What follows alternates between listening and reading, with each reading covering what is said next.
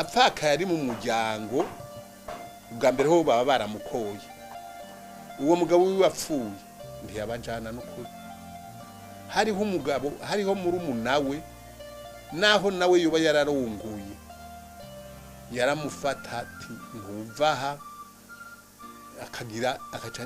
guharika ico gihe naco babibonamo wishoboye warashobora kugira na batatu ivyo kwandikwa ntivyari bwaze bimaze aho bimaze kuzira naho nyene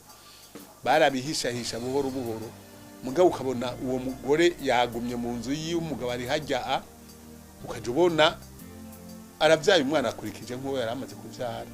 urumva yaramugumana mu mbisho kuko uvyaye wavyarira umuryango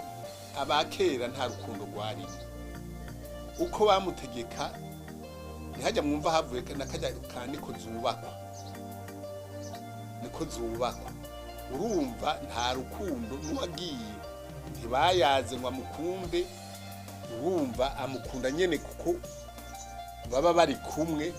n'ahandi bamwitaye inarugo nta bintu yabazwe ivyo mu nzu yaharira n'abagabo uko abavyeyi bamugize b'uwo muhungu niko yavyemera ntiyashobora kwanga uwo mugabo yagusanga aho mu nzu